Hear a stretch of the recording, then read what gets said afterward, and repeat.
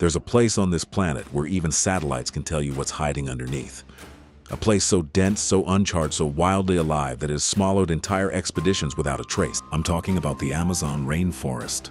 It covers an area 10 times the size of France. And somewhere deep inside those jungles, there may have been a civilization that history forgot. For centuries, explorers, archaeologists, treasure hunters, and map makers searched these jungles for something called the Lost City of Z.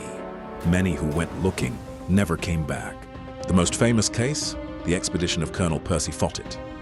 In 1925, this man, one of the most experienced jungle explorers in the world, walked into the Amazon rainforest with 2 companions and was never seen again. Fawcett wasn't some reckless adventurer chasing a fantasy. He was a decorated member of the Royal Geographical Society of Britain. He had already survived encounters with cannibal tribes, the world's most venomous snakes, and deadly tropical diseases, and walked out alive every single time.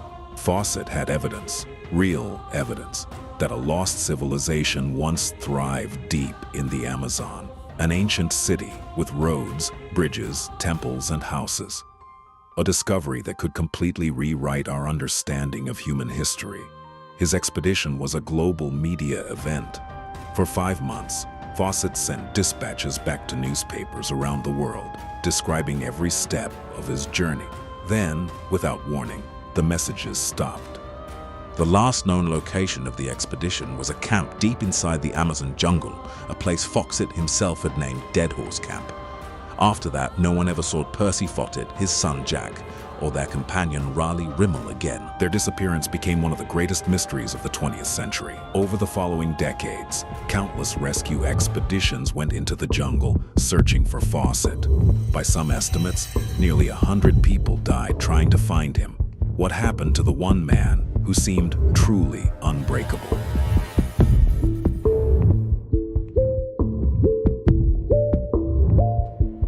January 1925. A massive ocean liner departs from the port of New Jersey, bound for Rio de Janeiro, Brazil.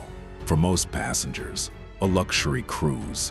For Percy Fawcett, just the beginning. Fawcett was 57 years old at the time. Tall, lean, with a neatly trimmed mustache and thinning hair. If Indiana Jones had existed in the early 1900s, a lot of people would have recognized Percy Fawcett in that character.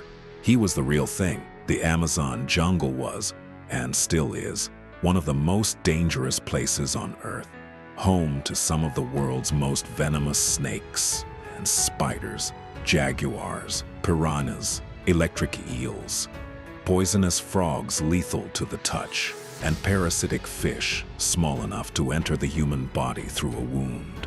But it wasn't the predators that terrified explorers most. It was the insects. Swarms of fire ants capable of shredding a backpack overnight. Flesh-eating mites. Botfly larvae burrowing under the skin. And mosquitoes carrying malaria, yellow fever, and a dozen other killers. Fawcett kept a detailed journal of every expedition. His daily entries during one journey read like something out of a nightmare. October 20th, attacked by gnats, no sleep. October 21st, another sleepless night. October 22nd, my hands are swollen. My entire body is covered in bites. October 24th, nearly half the team is now sick. 6 months into one expedition, most of his team had malaria or yellow fever. 2 hired guides died. Others had to be sent back, and yet, Fawcett kept going. Despite the constant danger, Fawcett had a strict rule: never fire on indigenous tribes. He believed that only a non-violent approach could build trust with the people of the jungle, and he was right. More than once, arrows flew at his canoes from the riverbanks. No one on his team was harmed, and Fawcett still didn't shoot back. His approach paid off. In 1910, he made contact with 2 previously uncontacted tribes, the Guarayos and the Ikoyas. They were surprisingly healthy. They knew exactly which plants to eat, how to fish, using natural plant toxins that temporarily stun fish in the river, and how to treat jungle diseases using forest herbs. Here's what that told Fawcett, and this is the key point. If small tribes could not just survive but actually thrive in the Amazon, then a more advanced, organized civilization crazy. That was entirely possible. He had physical evidence too. During one expedition, Fawcett discovered fragments of pottery, crafted with a skill that matched ancient European and Chinese ceramics, found in the middle of the Amazon jungle, where no European or Chinese craftsman had ever set foot. He also found what appeared to be ancient geometric earthworks, overgrown traces of roads or embankments hidden beneath the jungle floor. But perhaps his most important discovery wasn't in the jungle at all. It was in an archive, manuscript 512, written by a Portuguese colonist in Brazil. In it, he described how in 1753, his expedition discovered a great ancient city deep in the Amazon, with remains of houses, temples, statues, and roads. The document even included sketches, and those sketches matched drawings found in Fawcett's own notes. Then, in 1911, American professor Hiram Bingham discovered Machu Picchu, a hidden Incan city of extraordinary sophistication, buried in the jungle of Peru. A civilization that wasn't supposed to exist did exist, and Fawcett took note. In 1914, World War I began. Fawcett was called to the front as an artillery officer. He fought at the Battle of the Somme, one of the deadliest battles in human history. 20,000 British soldiers died on the very first day of the assault. After everything he saw in those trenches, the gas attacks, the carnage, the sheer industrial scale of human destruction, Fawcett himself a question I think we should all sit with. Are we really more civilized than the so-called savage tribes of the Amazon? Fawcett survived the war. He was wounded in a gas attack and spent time recovering. For the first time in his life, he was home with his family, his wife Nina, his sons Jack and Brian, and his daughter. They barely knew him. It looked like his exploring days were over. But Fawcett had one more obsession driving him. An American rival named Alexander Hamilton Rice was also exploring the Amazon with airplanes, cameras, and radio equipment that Fawcett could never afford. And Rice was closing in on the same territory. Fawcett scrambled to raise money for one final expedition. Few people believed in the lost city of Z, but somehow he secured just enough funding. In early 1925, at age 57, he set out for what would become his last journey. He brought two companions, his son Jack and Jack's best friend, Raleigh Rimmel, both in their early 20s. They had no expedition experience, but they were loyal, and they didn't need to be paid. The world watched their every move. Newspapers around the globe printed updates as the team pushed deeper into the Amazon. Then, in late May 1925, from a remote camp Fawcett called Dead Horse Camp, he sent his final message. His message said, "You need have no fear of any failure." He told his wife Nina not to worry. He said the team was moving into uncharted territory and might not be able to send word for months. Then, silence. No word, no sign, nothing. 2 years after the last message, the world's anxiety was growing. The press had kept careful track of the expedition's every move, and now there was nothing to report. Theories began to emerge. Some believed the three men had been killed by hostile tribes. Others thought they died of starvation or disease. A popular theory held that they were being kept as prisoners by an indigenous group. This was not unheard of. Brazilian authorities had occasionally discovered white captives living among Amazonian tribes, sometimes decades after disappearing. There was even a theory that Fawcett chose to stay, that he voluntarily abandoned civilization and went to live with a tribe. A French engineer traveling the Amazon told the Washington Post he had seen a man matching Fawcett's description living among the Indians. Fawcett's youngest son, Brian, was intrigued, but the witness's story kept changing. The details became increasingly contradictory, and it soon became clear his account couldn't be trusted. 3 years After the disappearance, the first formal search expedition entered the jungle. It was led by George Dyett, a fellow member of the Royal Geographical Society. When Dyett placed a newspaper ad looking for volunteers, 20,000 people responded. Dyett's team had radio equipment, a first for Amazon search operations, and located one of Fawcett's original guides, who agreed to retrace the route. A month into the jungle, they encountered a tribe called the Aloikis. A child in the tribe was wearing a handkerchief with the logo of a company that had supplied Fawcett's expedition. Dyett also found an army-style supply box matching Fawcett's gear. Boom! The Aloikis said the explorer had visited their camp and left gifts, then continued deeper into the jungle toward territory controlled by what they described as dangerous tribes. When Dyett tried to convince the Aloikis to guide his team further, they fled. His expedition soon collapsed. Another tribe attacked them. Their radio broke down. They barely made it out of the jungle alive. God concluded that Fawcett was probably killed by the Aloikis. But here's the thing, the story had hole. He claimed to have found marks carved into trees by Fawcett, which makes no sense because was famously secretive about his route. He never wanted anyone following him, and Dyett got the name of one of Gaffett's guides flat out wrong. Fawcett's family accused Dyett of exploiting the disappearance for fame, and there was some evidence for that. He immediately wrote a book and starred in a Hollywood movie based on the search. Sound familiar?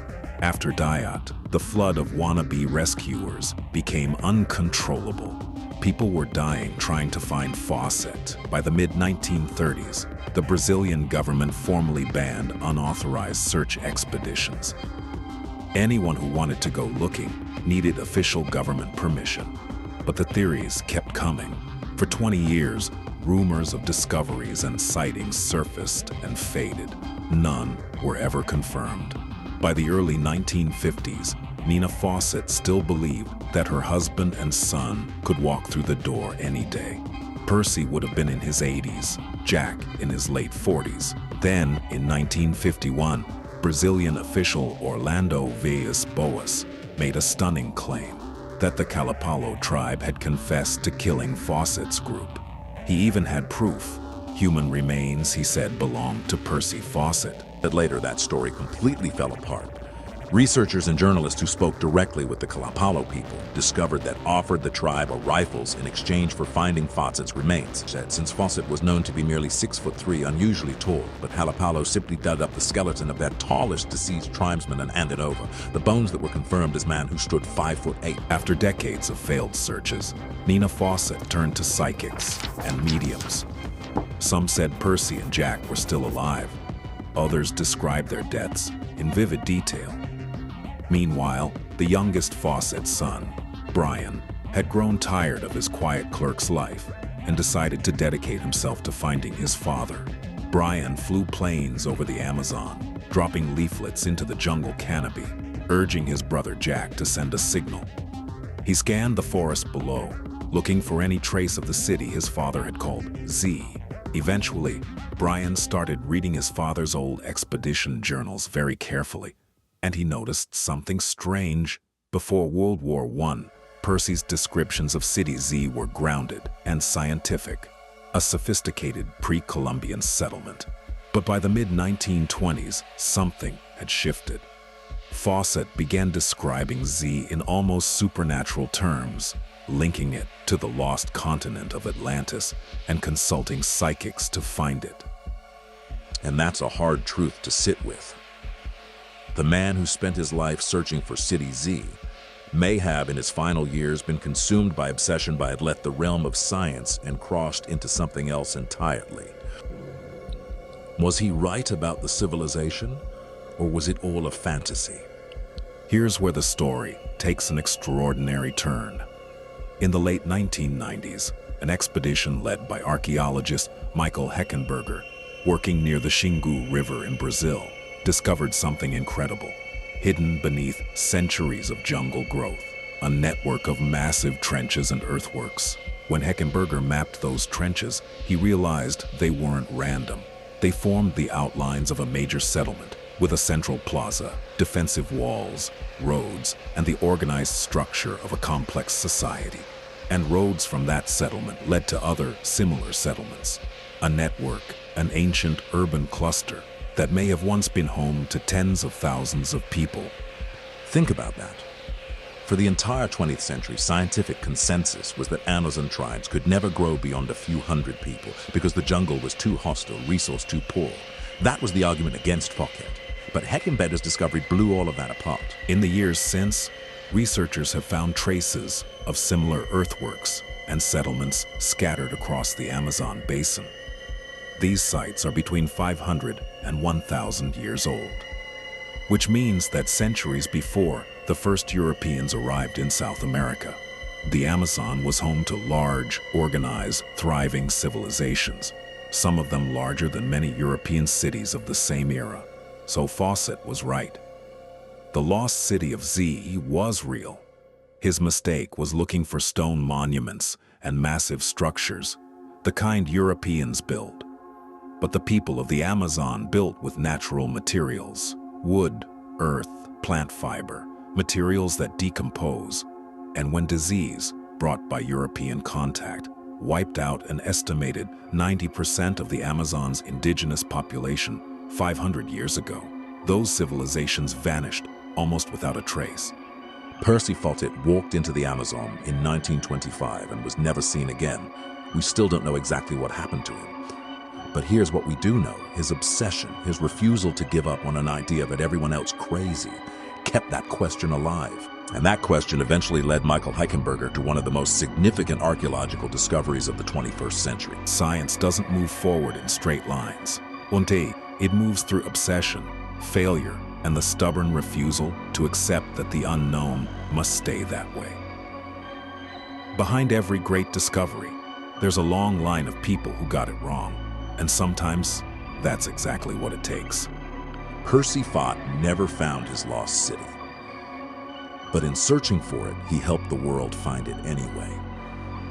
You already know this story is one of the most remarkable in the history of exploration. Drop a comment below. Do you think Fawcett deserves to be remembered as a visionary hero or a cautionary tale? I'll see you in the next one.